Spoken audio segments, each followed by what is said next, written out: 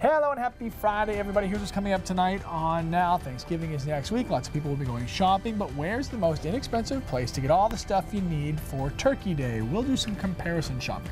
Plus, incentivizing good grades. Would you pay your kids money to get good grades? And the Scarborough High School football team will play for a state championship tomorrow. They got a pretty special message from a pretty good football player. It's that special. This is News Center Now.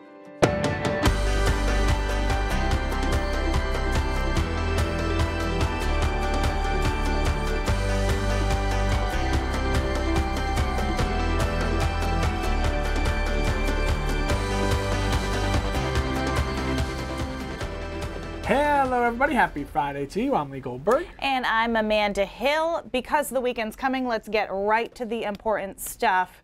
Not Keith Carson, but the weather, yes. Right?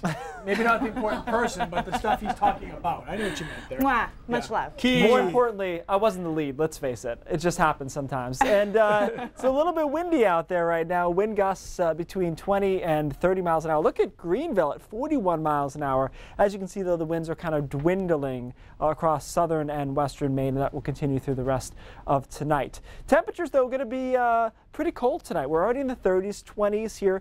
Big computer model disagreement about low temperatures, which is kind of unusual, but I tend to go with the colder solution when it's going to clear out as quickly as it is. So I think we'll be around 20 in Portland. Look at these numbers in Berlin and Freiburg, and 17 in Bangor, 19 in Greenville. Took a look at the Carrabassett Valley webcam there, and it is bare ground, unfortunately, despite the fact it'll be in the single digits tonight. Decent start to the day tomorrow. That's right here. We'll see some early sunshine. Clouds, though, move in pretty quickly in the afternoon, and then some rain showers late in the day into the evening. An initial mix with some snow in the mountains is a possibility and across northern Maine. But eventually, we are all rain guys on Sunday. And what do you know? Windy again with wind gusts up to 50 miles an hour. That's been a theme as of late. All right, thanks, Keith. All right, a lot of you already talking about it on our Facebook Live right now. Bonnie saying happy almost Thanksgiving. It's less than a week away, and people are already stocking up on the necessary groceries. Before they're all gone, right? So in Maine, there are a lot of shopping options. Chris Costa took off to find out a cost comparison, helping us find the very best bargains for the big holiday. The rush is on for Thanksgiving groceries. It's the holidays. It's just part of the fun.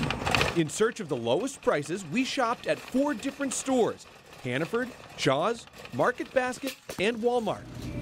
We bought just the basics for Thanksgiving to feed between 8 and 10 people. A 16-pound turkey, stuffing, a 5-pound bag of potatoes, 2 cans of cranberry sauce, a pound of green beans, and a pumpkin pie from the store's bakeries. We bought the same brands whenever possible. Market Basket has a reputation for low prices. After filling our cart with the Turkey Day staples, including the bird at $1.69 a pound, our total came out to $42.97. Over at Shaw's, they had a sale on stuffing and cranberry sauce. Our total there, $38.33. Hannaford's turkeys are already on sale, and after gathering all the other items, our total, $38.22. Last, we hit Walmart. After gathering the essentials, including the cheapest turkey we found at 98 cents a pound, our total, $30.69. Not all shoppers are looking for the lowest price, though. I would be interested. I don't know if it would change my habits completely. Prices are high. You got to do what you got to do. People have their favorites. So you got to have the favorites out there. While Walmart did not have the cheapest price on every product, Walmart gave us the lowest total bill, beating Market Basket by about 28% and the others by about 19%.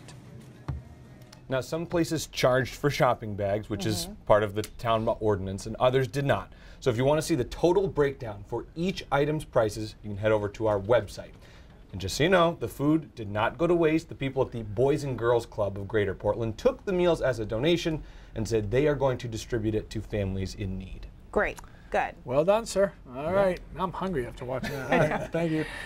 There are some newly elected city councilors in Bangor that have been sworn in. One of the councilors may seem like an unlikely fit. That's because some nights she's actually mixing drinks at the local bar. Yeah, so News Center's Tennyson Coleman found out why this bartender was inspired to run for and win a city council seat. Laura Sapika is a bartender at Nocturnum Draft House in downtown Bangor. She works here 6 nights a week and also works at a retail store across the street to make ends meet. But as of Monday, she has a new title, Bangor City Councilor. I make less than the average person in Bangor makes a year. That's normal. That's how a lot of people live, you know, and that's something that needs to be heard on City Council. The 37-year-old from San Francisco moved to Maine 7 years ago.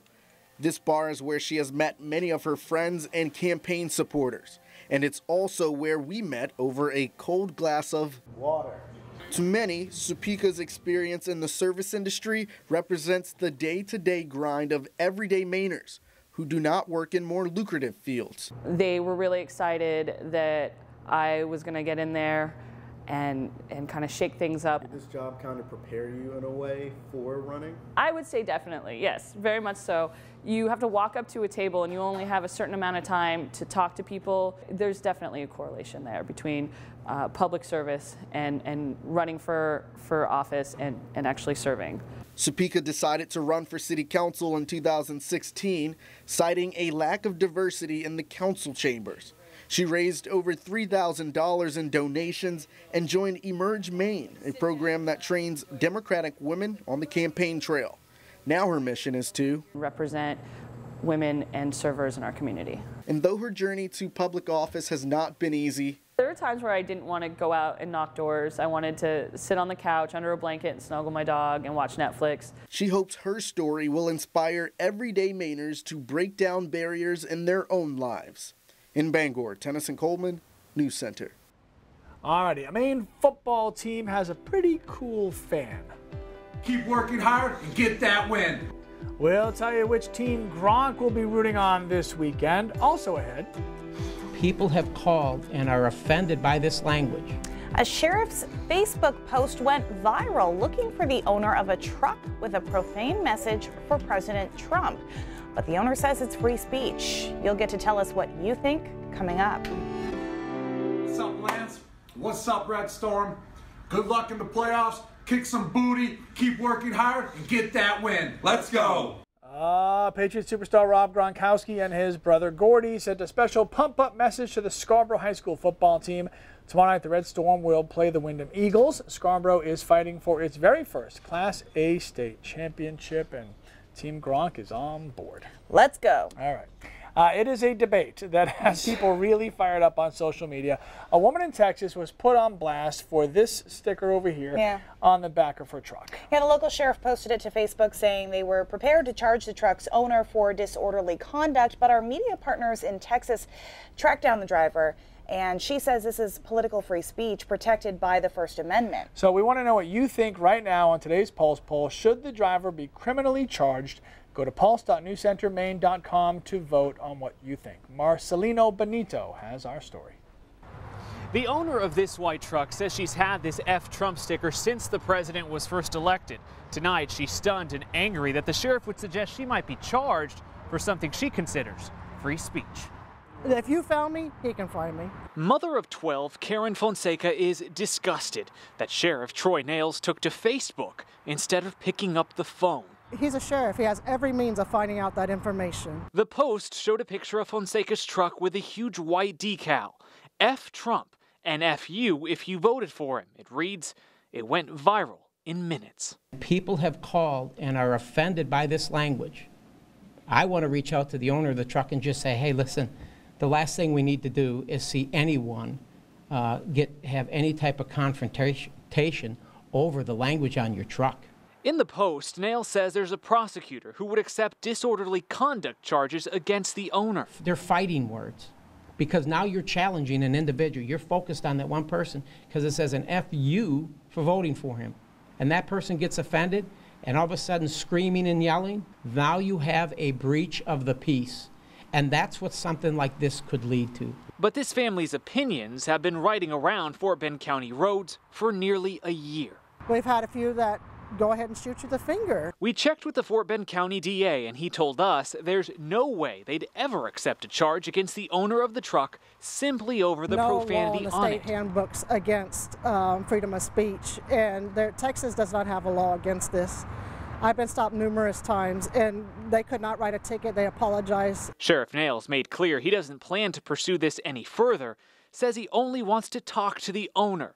But this family says he's wasting his words. No plans to take it down unless I see it on the logbook where it says for me to take it down. Other than that, it's staying there until weather takes it off or I decide to take it off and put another one up there. Karen says she has zero interest in talking to the sheriff about this and says the sheriff's Facebook post put her family more at risk than this sticker ever did. We're reporting from Fort Bend County tonight, standing for Houston. I'm Marcelino Benito, KHOU 11 News. Now, that sheriff has since deleted the post, and the district attorney said they had no plans to file charges over that sticker. But Francesca was actually arrested last night. The truck's owner had an outstanding warrant for her arrest. She's accused of fraud. She says she didn't know about the warrant and thinks that she was just arrested for political reasons. The sheriff is currently exploring a run for Congress and is fundraising right now. It's a very complicated story that clearly isn't over yet. But right now, I want to take a look at our Post poll and see what you guys have to say about this. 70% of you say no, it is free speech and the driver should not have been criminally charged. So thank you for weighing in on that. All right, still to come, an act of selfishness gets rewarded.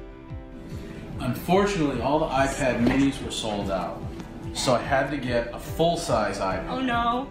Selflessness, clearly. Why this young woman is being recognized for her generosity, coming right up. And we probably will not be seeing much of the sun this weekend. Keith's rainy day forecast is coming up. All right, you ready for a little inspiration? This young woman reminded us all what generosity looks like. All right, so this is Rhiannon, and she got a huge surprise when she went to visit the dentist's office. Smile Docs in Brewer was holding a contest to give out a free iPad. When asked what she would do with the iPad, she actually said she would donate it to her mother, who works with patients with autism. Check out what happened next. Remember when we were talking about iPads versus iPad minis?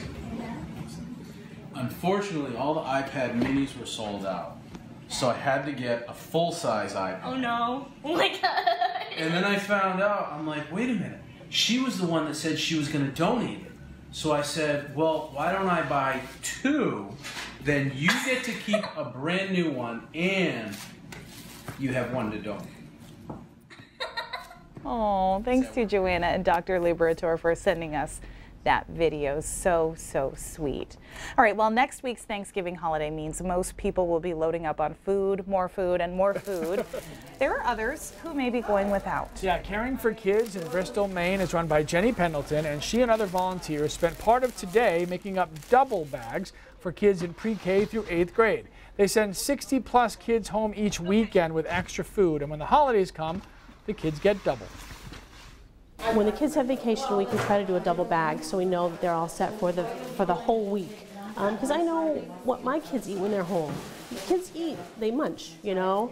So if you don't have that extra money coming in for that week of vacation, then these double packs help a lot. The independently funded Caring for Kids program provides extra food during every single holiday break, also helps out kids during the summer as well. And man, they were a well-oiled machine today in Bristol. I was out there with them, and they had the assembly line going, and food and fruit, and everybody knew what they were getting. Oh, so, I bet. yeah, I bet. Great. Yeah. Very nice to do. Good news, weather's looking decent for Thanksgiving. It should be fine. It's going to be coolish, but that's usually how it is. I remember one a couple of years ago that was warm, but that's unusual, right? You're usually in the 40-ish or so. And then Black Friday, if you're still into that kind of thing, that's going to be chilly in the morning. Lee and I were talking about that, waiting out in line. You ever done that, Lee? I don't think you have. Once and only once. You did do it. I did it once. It was a kid thing, right? I will never do it again. Yeah. And it was a kid thing. It's an experience, I guess. Wind gusts up to 40 miles an hour. Look at that, Greenville at 41 miles an hour, 31 in Caribou. Notice, though, less gusting down across southern Maine. Winds will dwindle through the night tonight. Our next storm system is back here. We've got this little clear area that will be the vast majority of tonight and a couple of hours tomorrow morning. Unfortunately, tomorrow isn't going to be a very sunny day because clouds will move in quickly as this storm system approaches. And then by tomorrow afternoon, showers and a little bit of mountain mix moves in, and then a rainy day on Sunday. So we're kind of getting less than half of the weekend on the positive side of things. Forecast low temperatures tonight are chilly, 20 or so in Portland, 25 in Bar Harbor, 10 in Freiburg. We could see some single digits between Berlin and Freiburg, a place like Eustis maybe around 8-9 degrees by tomorrow morning. After that, we end up in the mid-40s. Clouds increase by the middle part of the day. As you can see, most of the precipitation does hold off until late afternoon, or what I would consider evening this time of the year because it's dark out, so it's kind of like a fluid definition of what evening is. But by Saturday night, we've got rain pretty much everywhere. Sunday morning is rain. I don't think there's much mixing until late Sunday afternoon into Sunday night in the mountains, but most of us will be wet through much of the day on Sunday, maybe a late break of sunshine over southern Maine. Temperatures mild though, in the 50s while it's raining, so that's something. Wind gusts will be high too on Sunday afternoon through Sunday night. Some of our small scale models are even higher than this for wind gusts, pushing it in excess of 50 miles an hour. I don't think that's likely. Certainly we'll have to keep our eye on the coastline of Maine on Sunday afternoon, Sunday night, see if we can push that threshold of 45 to 50 miles an hour, which would start to be a little bit at least of a concern. Long distance, it's pretty quiet for Monday, Tuesday, and Wednesday, a few showers around. But I'm looking ahead till next weekend as a lot of people try to travel home. There's a signal here that's stormy with a trough here, a low here, so let's watch this. Obviously, it is way out there, but just something to keep an eye on because so many people are coming back and forth around that holiday weekend. I'd love to throw this stat out that the day before Thanksgiving and that week is not the busiest travel period.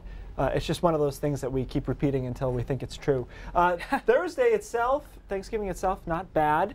It's going to be, again, right around 40 degrees for a high. Chilly on Friday morning, but should be all right, around 41 degrees. That turkey is quite excited considering what's going to happen to him there on Thursday. There's a lot going on with that turkey. And we have an exclamation point on Tuesday. There's a lot so, of yeah, Tuesday is nice. Yeah. I did bury that whole thing. Tuesday looks really good. See? Yeah. All right. Thanks. Thank you, Bob. Education, one of the most important things we can give our children, obviously, but when they aren't paying attention in the classroom, how could you encourage your kids to kind of take school a little bit more seriously? Well, some parents think opening up their wallet is the answer, but some experts say that could be sending the wrong message. Terry Gruca reports. Wow. Whoa.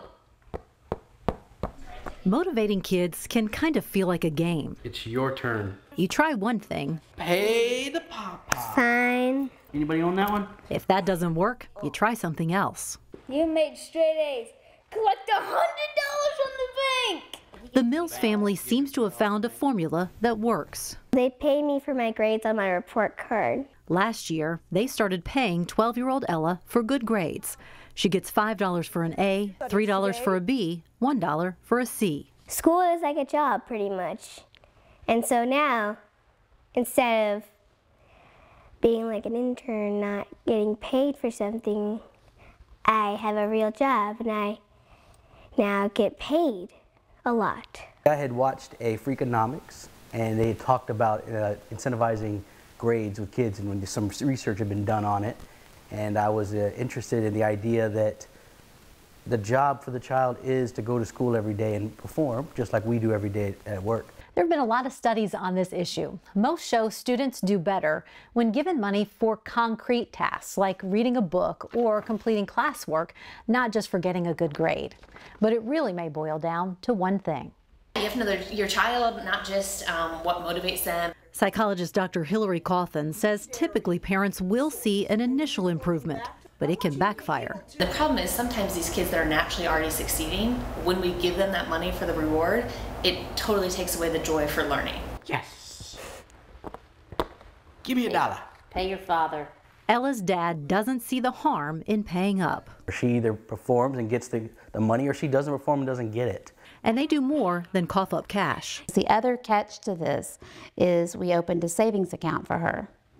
If she chooses to put the money that she makes, he made an agreement with her that he'd do a 1-to-1 ratio with her. It's paying off. She got about 600 last year in 5th grade. A possible game changer. She really pays attention to her grades because of that. If it happens to be in your family's cards. Oh, yeah. And then he gets $2. Give him $2, bank. Charity says yes, she pays her kids for good grades. When you do well at work, you get a raise. School should be the same. Amanda says, not this Amanda, that she does not pay kids for things that they should be doing anyway, like getting good grades or picking up after themselves. And Dawn says she rewards her son for doing well in school, but not with money. Favorite foods were the prize. Shelley says the money isn't a big deal. $5 an A is about $35 total, hardly bribery. Sue says she does not pay her kids for grades, but she doesn't see anything wrong with it. In her house, signing up for driver's ed is the big incentive, and I'm on board for that. I am against the paying for performance. I feel like I don't want my kids at that age to be so stressed about money and think that money kind of controls everything. I feel like there's gonna be enough of that in their life. That's fair. So maybe take that away early. So sports, if you want to play sports, we have certain grade levels you must achieve to qualify to play sports in our house, and driving is huge. If you don't have certain grades, you don't get to drive, and that is the ultimate motivator. That's a big one for sure, because it's that freedom that you really want. That seems to be way better than money. So. All right, thanks for weighing in, everyone. Okay, Brain Drops coming up next. First, though, Cindy Williams is here with a preview of what's coming up at 5:30. Hey, Cindy. Hi, guys. Losing a loved one to the opioid epidemic is just incredibly painful. But more and more families are trying to leave behind a positive legacy. We'll explain how coming up. And there may be an important lesson behind a movie coming to a theater near you. What Maine students took away from the film Wonder. Those stories and much more just a few minutes away on News Center at 5:30. Back to you. All right, Cindy, thank you very much. News Center now continues after the break. All right, Elon Musk getting himself into some stuff again. Tesla just rolled out a big rig, a big truck that is electric in nature. A couple of interesting things about this. Good exit there. Strong. What's up, Hasselhoff? Strong strut game there. He was like, seriously. Anyways, so what's revolutionary about this? Of course, no one's making an electric Mack truck, big rig truck at this point. It would have a range around 500 miles. Range, obviously, really important to drivers. And also, allegedly, this battery would allow it to be charged 80% in 30 minutes, which means a trucker could have its normal brake and then get back in the truck and continue on. The details that are not there at this moment, and are of course very important, is the cost of this truck. But the cost per mile would be significantly less than a diesel truck. And the biggest thing that they did was aerodynamics. You ever see those flaps on trucks? Yeah. Sure. Aerodynamics are huge on trucks of this size. So it has less drag than a Bugatti, which is a sports car that costs $1 million.